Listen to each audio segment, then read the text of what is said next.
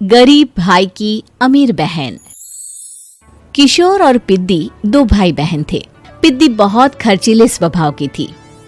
वो जितना कमाती अपने ऐशो आराम में पैसे उड़ा दिया करती। लेकिन किशोर समझदार था, घर को साथ लेकर चलना जानता था। अपनी बहन के जितना कमाता तो नहीं था, लेकिन फिर भी वो किसी तरह घर का खर्च चला लेता था। एक दिन पिद्दी किशोर से कहती है, किशोर, तुम थोड़ा ज्यादा क्यों नहीं कमाते? मेरे दोस्त रोज मेरा मजाक उड़ाते हैं। अरे बहन, मैं कोशिश तो कर रहा हूँ।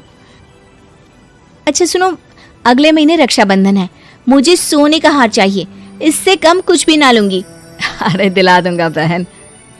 किशोर को पूरी रात नींद नहीं आती। उसके दिमाग में बस ये चल रहा था कि उसकी माली हालत इतनी बिगड़ चुकी है, अब वो सोने का हार कहाँ से लाएगा। अगले दिन किशोर सुबह सुबह घर से ये बोलकर निकल गया कि पिद्दी, मैं गांव से बाहर जा रहा हूँ, कुछ दिन घर नहीं आऊंगा। किशोर ने अपने काम के साथ साथ फेरी में कपड़े बेचने भी शुरू कर दिए, जिससे वो ज्यादा से ज्यादा पैसे कमा सके। रात में वो एक बिल्डिंग की चौकीदारी भी करने लगा। अपने काम से थोड़ा बहुत समय निकालकर बस कुछ घंटे की नींद ले पाता था। और कब वो कुछ दिन एक महीने में बदल गए और रक्षाबंधन भी आ गया, पता ही नहीं चला। लेकिन किशोर अभी तक घर वापस नहीं लौटा। जहां वो काम करता था, पिद्दी के नाम का गुल्लक रखा हुआ था। किशोर ने उस गुल्लक को फोड़ा और सारे पैसे इकट्ठा करके एक सोने का हार खरीद लिया। घर में पिद्दी किशोर का इंतजार कर रही थी। तभी किशोर आता है। कहाँ चले गए थे? 4 दिन का कहा था और 1 महीने से पता नहीं कहाँ गायब हो गए थे। मैंने बस एक हार मांगा था और तुमने तो घर ही छोड़ दिया। अरे मुझे थोड़ा काम मिल गया था। कुछ नहीं, सब समझती हूँ, बहाने थे तुम्हारे। अपनी बहन के लिए इतना भी नहीं कर सकते, कैसे भाई हो? चलो यहाँ बैठो, राखी बांधती हूँ। पिद्दी ने किशोर को राखी बांधी। वैसे ही किशोर ने अपनी बहन के हाथ में सोने का हार रख दिया। उसकी खुशी का कोई ठिकाना नहीं था। वो मिठाई खिलाए बिना ही नेकलेस लेकर चली गई और शीशे के सामने अपने गले में हार रखकर देखने लगी। किशोर ने लड्डू उठाया और खुद ही खा लिया। ऐसे कई साल गुजर गए। एक दिन पिद्दी की नौकरी छूट गई। अब वो पूरी तरह किशोर पर डिपेंड हो गई थी। आए दिन किशोर को अपने महंगे महंगे शौक गिनाकर उससे पैसे मांगा करती थी। किशोर, कुछ पैसे देना, मुझे पार्लर जाना है। किशोर बिना कुछ बोले उसे पैसे दे देता। ये क्या, 500? अरे इतने में तो मुझे पार्लर में एंट्री मिलेगी बस।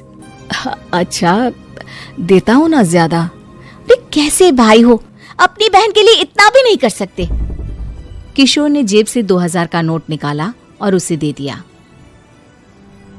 किशोर गरीबी में रह लेता था, लेकिन अपनी बहन को कभी कोई कमी नहीं होने देता था। बेटा, पिद्दी तुम्हारी बहन है, उसे कभी किसी चीज की कमी मत होने देना और उसका ध्यान रखना, क्योंकि भाई का फर्ज होता है अपनी बहन का ध्यान रखना। किशोर ने माँ की कही ये बात हमेशा के लिए याद कर ली थी। शायद माँ की इसी बात की वजह से किशोर पिद्दी की हर जिद पूरी करता चला आ रहा था। किशोर, आज मैं अपने दोस्तों के साथ पार्टी करने जा रही हूँ, मुझे कुछ पैसे दो ना। किशोर पिद्दी को समझाता है, लेकिन पिद्दी नाराज होकर चली गई और अपने कमरे में सुबक सुबक कर रोने लगी। किशोर अपनी जेब से कुछ पैसे निकालता है और पिद्दी को दे देता है। किशोर खुद कभी अच्छे कपड़े नहीं पहनता, लेकिन पिद्दी को राजकुमारी की तरह रखता। पिद्दी के जाने के बाद किशोर अपने काम पर निकल गया। एक तरफ पिद्दी अपने दोस्तों के साथ मस्ती कर रही थी, तो वहीं दूसरी तरफ किशोर पैसे कमाने के लिए कड़ी मेहनत कर रहा था। कुछ और दिन ऐसे ही बीत गए। एक दिन पिद्दी एक लड़के को लेकर घर आई और उसे किशोर से मिलवाया। किशोर, मुझे इस लड़के से शादी करनी है, लेकिन इनके मम्मी पापा बोल रहे हैं कि उनको दहेज में एक कार चाहिए, तभी वो मेरा और पंकज का रिश्ता कबूल करेंगे। लेकिन बहन, कार खरीदना कोई सब्जी खरीदने के बराबर तो नहीं है। अरे कैसे भाई हो तुम, अपनी बहन के लिए इतना नहीं कर सकते? देखो, मैं ज्यादा इंतजार नहीं कर सकती, तुम्हें 1 साल में मेरे लिए कार खरीदनी ही होगी। अच्छा पंकज, एक काम करो, कल तुम अपने माता पिता को घर बुला लो, मैं उनसे तुम्हारे और पिद्दी के रिश्ते की बात कर लेता हूँ। अगले दिन किशोर के छोटे से घर में पंकज और उसके माता पिता आते हैं। बेटा, तुम्हारी बहन ने हमारी शर्त तो बता ही दी होगी। जी। बेटा, तुम तो इतने छोटे घर में रहते हो, दहेज कहाँ से लाओगे? मैं अपनी बहन की खुशी के लिए सब कुछ कर सकता हूँ। पंकज और पिद्दी का रिश्ता तय हो जाता है। किशोर अब अपनी क्षमता से 4 गुना ज्यादा काम करने लगता है। सुबह सबके घरों में न्यूज़पेपर फेंकता, दिन में मजदूरी करता और रात में चौकीदारी करता। खूब मेहनत करके किशोर ने अपनी बहन की शादी के लिए पैसे जुटा लिए। उसने अपनी बहन के लिए कार खरीद ली। जब वो पिद्दी के ससुराल वालों से मिलने गया तो उन्होंने किशोर से और पैसों की मांग की। इस बार किशोर हार चुका था। पिद्दी माफ करना, मैं तुम्हारी शादी उस लड़के से नहीं कर सकता। वो लालची लोग हैं, उन्हें सिर्फ पैसों से मतलब है। देखो किशोर, मैं पंकज से ही शादी करूंगी। क्योंकि पिद्दी ने तो किशोर की बात न मानने की जैसे कसम खा रखी थी। किशोर ने पंकज को घर बुलाया। पंकज, तुम अपने माता पिता को समझाते क्यों नहीं हो? भैया, वो हमारी शादी के लिए मान गए, मेरे लिए तो यही बहुत बड़ी बात है। हम एक काम कर सकते हैं, दहेज की रकम में से कुछ पैसे मैं आपको दे देता हूँ। अरे लेकिन समाज वाले क्या कहेंगे? अरे जब दुनिया को पता चलेगा तब ना। अच्छा, कुछ पैसे मैं अपने मालिक से कर्ज में ले लेता हूँ।